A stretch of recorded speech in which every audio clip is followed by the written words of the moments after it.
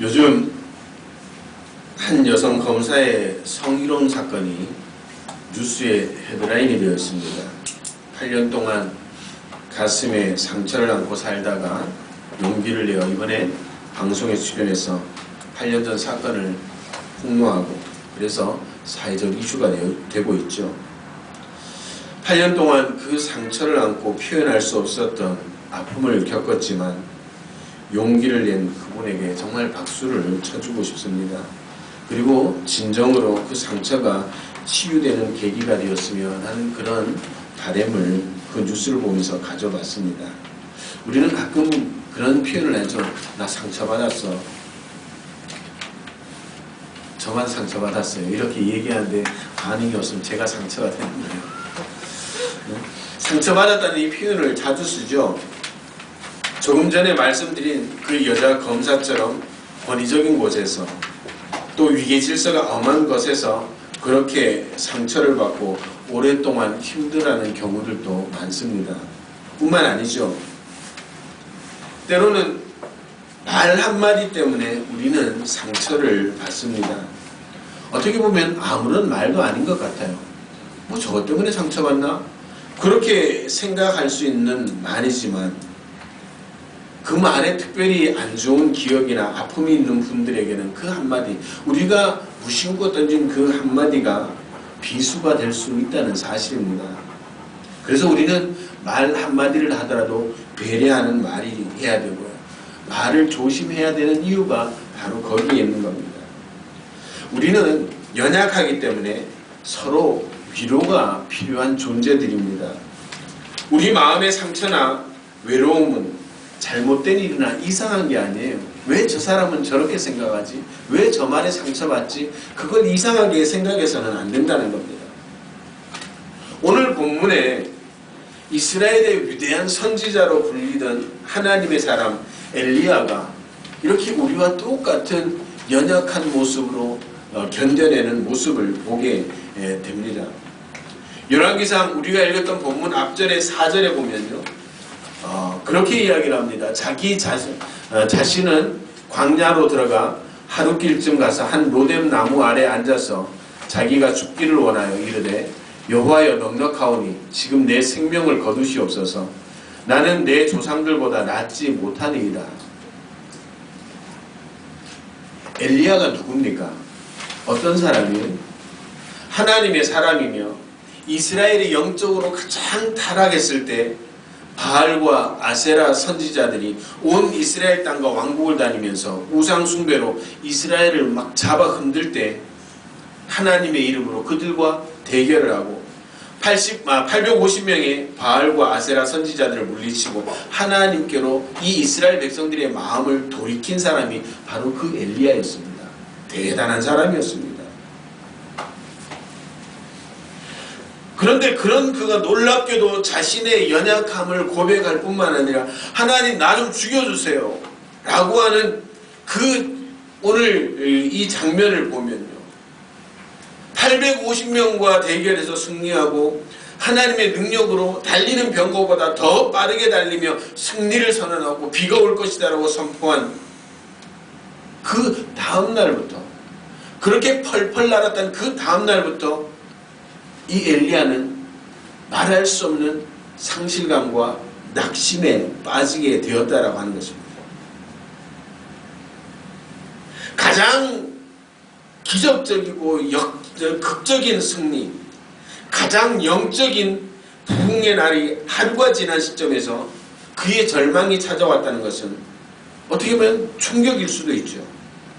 그런데요, 이게 바로 사람이 그런 존재라고 하는 사실을 분명하게 우리에게 말하고 있는 겁니다. 사람은 누구나 다 연약한 존재입니다. 아무리 놀라운 기적과 승리를 경험해도 그것이 내 안에서 나온 힘이 아니기 때문에 그 은혜의 동력이 바닥이 나는 순간, 그 영광스러운 순간은 찰나처럼 지나가 버리고요. 우리는 여전히 초췌한 모습으로, 초라한 모습으로 살아가는 우리 자신을 보게 된다라고 하는 것이죠. 이게 바로 인간의 실체고요. 신약성경에 예수님이 말씀하신 대로 포도나무 가지가 포도나무에 붙어있지 않으면 겪게 될 그 일이라고 분명하게 성경은 우리에게 말하고 있는 겁니다. 지금까지 여러분들 어떻게 살아오셨습니까? 잘 사셨어요?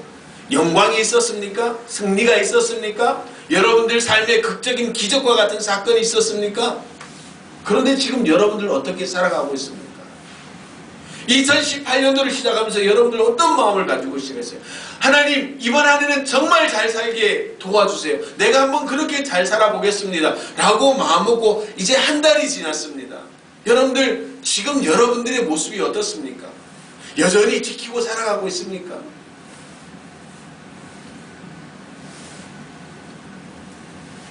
동력이 떨어져 이제 전과 다를 바 없는 그런 삶을 살면서 나는 왜 이럴까? 그런 마음의 짐을 지고 힘들어하는 분이 없습니까? 그렇다고 우리가 실망하거나 낙심할 필요는 없다는 것이죠. 왜? 그게 정상적인 사람입니다.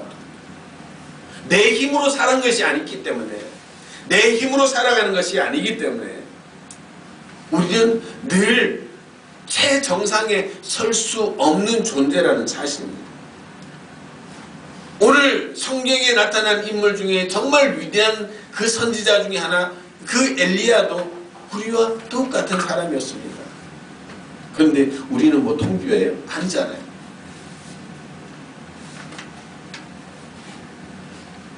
엘리야의 사건을 보면서 우리는 몇 가지 흥미로운 사실을 발견하게 됩니다. 무엇보다도 먼저 엘리야가 얼마나 낙심이 깊었던지 기도를 하는데 조금 전에 4절을 읽어드렸죠. 하나님 나 죽여주세요. 그의 절망은 하나님을 섬기는 선지자 1인과 하나님을 떠난 모든 이스라엘 민족을 대표하는 바알 아세라 선지자 그 850명과의 대결에서 승리한 다음 날에 오늘 이 엘리야는 그렇게 나락으로 떨어져 버렸다는 사실입니다. 대적자 이세벨은 엘리야의 승리를 인정하지 않았습니다. 이것이 신들 간의 전쟁의 시작이다 라고 생각을 하면서 내가 엘리야를 내일 이맘때 그 선지자들과 똑같이 해주겠다, 죽여버리겠다라고 그렇게 이야기를 합니다. 그 이야기를 들은 엘리야, 조금 전만 해도 850명과 싸워서 이겨서 기세등등하는 그 엘리야는요, 그 말 한마디에 도망자가 되었습니다.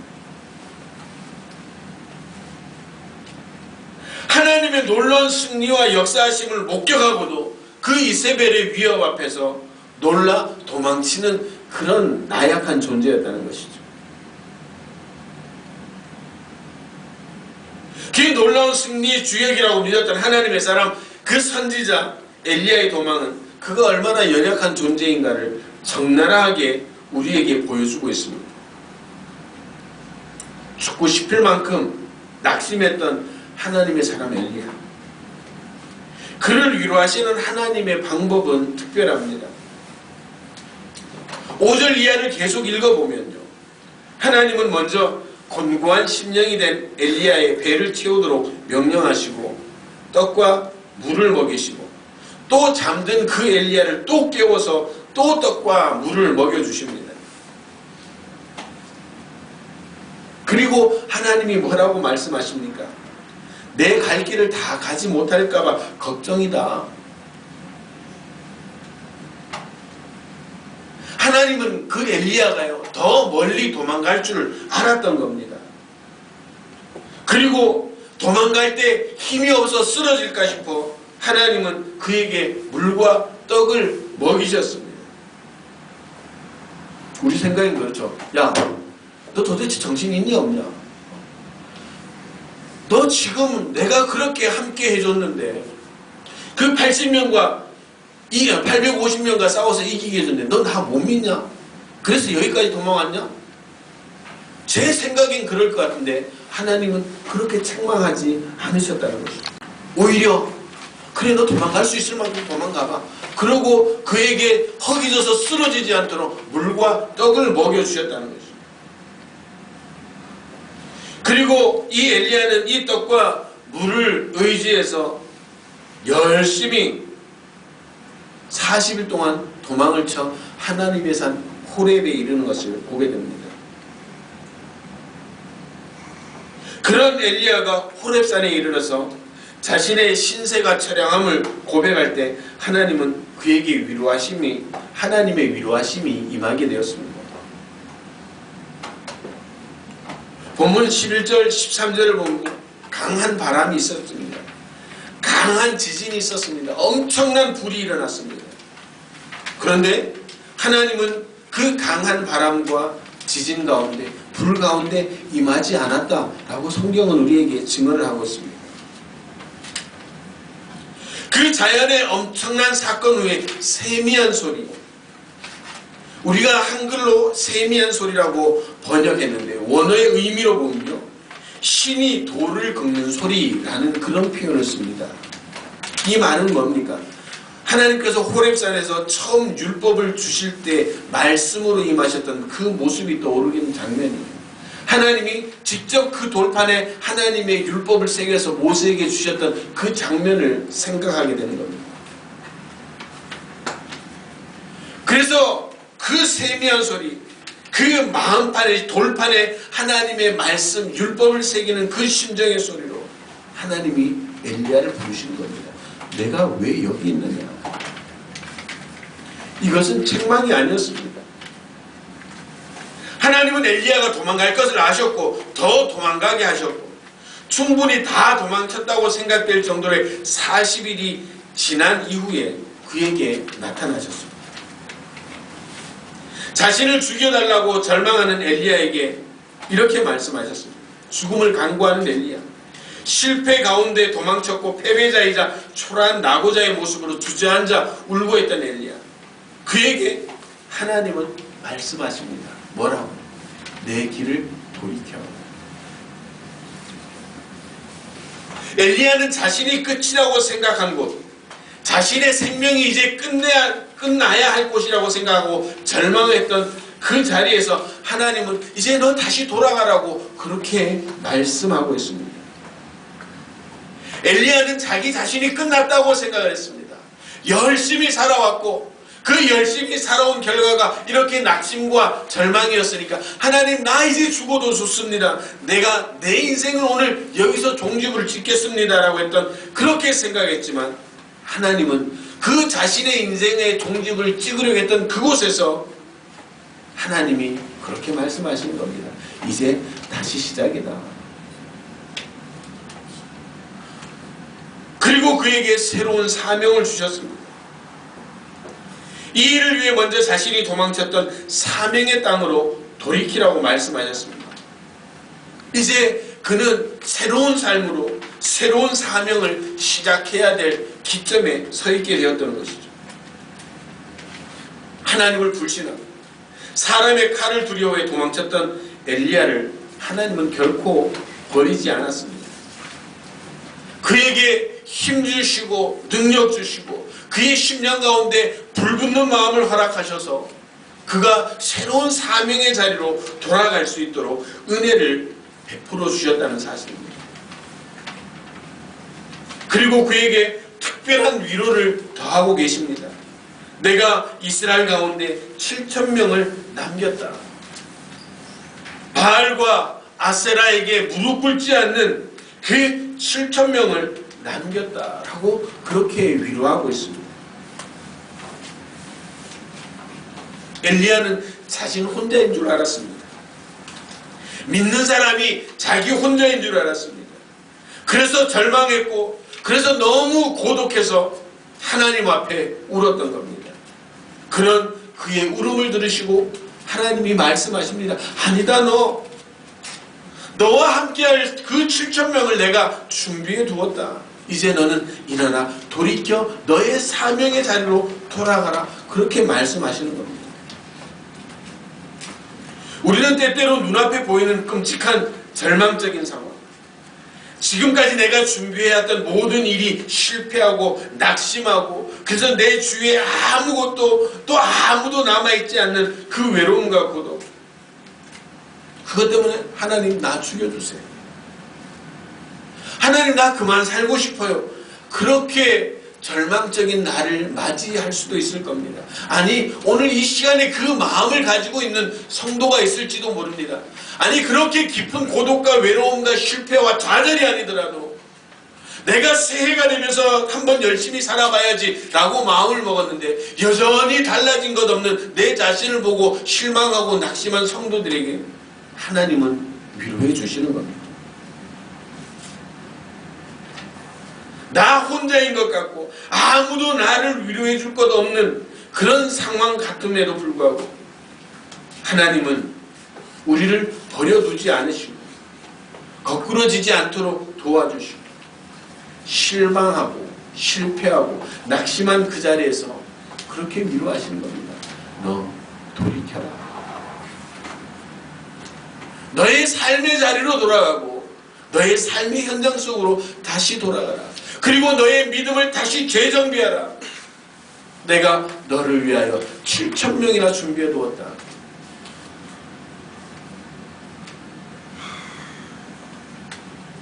오늘 하나님이 우리에게 사명을 맡겨주시는 것은 우리가 잘나서가 아닙니다. 우리가 능력이 있어서가 아닙니다. 부족한 우리를 통해서 하나님의 일을 감당할 수 있다는 사실을 증명해 보이시고 우리의 믿음을 더하시기 위해서 오늘 저와 여러분들을 이 교회로 부르신 줄로 믿으시기를 바랍니다. 하나님은 저와 여러분들을 통해서 이 교회를 세우고 이 지역사회에 믿음을 세우고 여러분들의 가정을 세우기 위해서 오늘 부르신 줄로 믿으시기를 바랍니다. 여러분들이 능력이 있어서가 아닙니다. 여러분들이 잘나서가 아닙니다. 여느 사람과 다름없이 연약한 존재이지만 실패하고 날마다 좌절하고 하나님 나 죽여주세요라고 하는 그런 존재이지만 하나님이 그렇게 연약한 저와 여러분들을 도우셔서 하나님의 나라를 이루어가기 위해서 저와 여러분들을 부르셨다는 사실을 기억하시기를 바랍니다. 힘드십니까? 어렵습니까?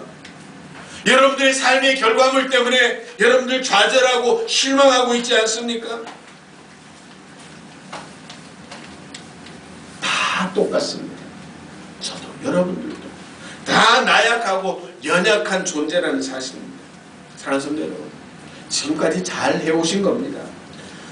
그래도 최소한 여러분들은 이 믿음의 자리에서 도망치지는 않으셨잖아요. 절망해서 포기까지는 안 하셨잖아요. 낙심되어서 누군가를 저주하지는 않았지 않습니까? 그런 일들이 있다고 해서 그 고난의 순간순간을 그래도 견디며 오늘 이 자리까지 오신 여러분들이 아니십니까? 오늘 여러분들 스스로가 여러분들을 위로하셔야 됩니다. 잘했다. 잘 견뎠다. 하나님은 여러분들 스스로가 그렇게 낙심하고 여러분들 스스로에게 채찍질하기를 원하지 않았습니다. 정말 부푼 가슴을 안고 시작한 한 해였는데 얼마 지나지 않아 변하지 않는 내 모습, 한 달 동안 살긴 살았는데 못하고 살았는지도 모를 그런 삶의 현장들을 보며 실망하거나 낙심하고 있지 않습니까? 오늘 엘리야에게 주셨던 하나님의 위로하심이 여러분의 삶의 현장 가운데 풍성하기를 주님의 이름으로 축원합니다. 그 위로가 다시 여러분의 삶을 돌이켜 사명지인 여러분들의 삶의 현장과 또한 이 교회로 발걸음을 돌이키기를 주님의 이름으로 축원합니다. 하나님은 말씀하십니다. 이제 내 길을 돌이켜 내 자리로 돌아가라. 이제 내 길을 돌이켜 내 사명지로 돌아가라. 하나님 무섭습니다. 하나님 두렵습니다. 그런 저와 여러분들에게 하나님이 말씀하십니다. 7,000명을 준비하여 두었다.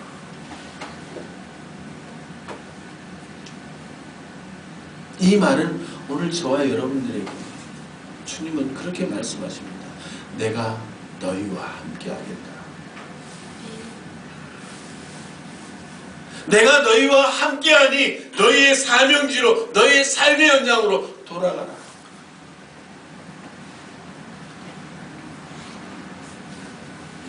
믿음의 사람이라면 오늘 이 하나님의 위로의 말씀을 들으시기를 바랍니다. 어떤 한 가정에 아이와 아버지가 있었습니다. 아이가 전날 저녁에 이야기합니다. 아빠, 내일 우리 야구 시합이 있는데 저희 야구 경기에 꼭 한번 와주세요. 약속을 했습니다. 그리고는 그 다음날 조금 늦게 출발을 해서 경기장에 도착하니까 이미 경기는 시작되어져 있습니다. 점수판을 보니 9대 0인 거예요. 야, 이젠 졌다. 그 생각을 하고 이제 수비가 끝난 그 아들이 막 들어오는데 아빠가 이야기합니다. 야, 9대 0이네? 졌네? 근데 그 아들이 그렇게 이야기를 하는 겁니다. 아빠, 이제 우리 공격도 한 번도 안 했어요. 이제부터 시작이에요. 저는 그 글을 읽으면서요, 정말 많은 것을 깨닫게 되었습니다. 이제 한 달 지났습니다. 아직 11달이 남았어요, 여러분. 여러분들, 우리가 최소한 정상적인 삶으로 친다면요, 지금 여러분들이 살아오신 날보다 살아갈 날이 더 많다는 사실을 기억하셔야 됩니다. 이제 하나님이 나에게 앞으로 어떻게 역사하실 것인가, 그 기대감으로 살아가야 될 시간이 많다는 것이죠. 중요한 건 뭐예요? 오늘 내 삶을 돌이키는 겁니다. 오늘 그렇게 코를 한 잔씩 빠뜨리고 앉아있는 저와 여러분들에게 하나님이 그렇게 말씀하십니다. 내 길을 돌이켜라. 내 사명지로 돌아가고 내 삶의 자리로 돌아가라. 뭐가 두렵느냐? 뭐가 무섭느냐? 뭐가 걱정이냐? 내가 너희와 함께하지 않냐?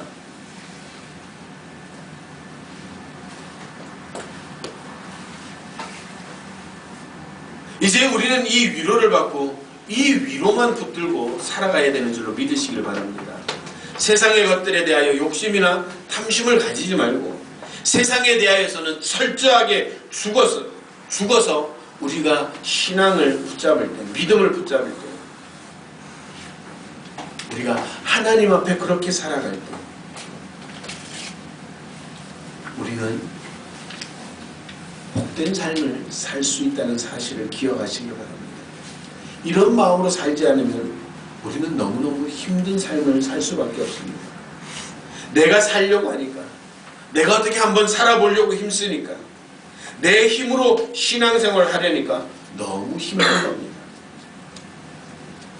신앙생활은 재물이 되는 겁니다. 내 힘은 빼고 주시는 힘으로 생활해야 되는 겁니다.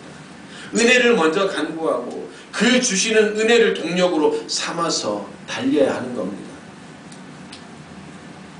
엘리야가 자신의 힘으로 달렸을 때는 하룻길을 달려 광야에서 쓰러지는 결과를 가지고 왔습니다.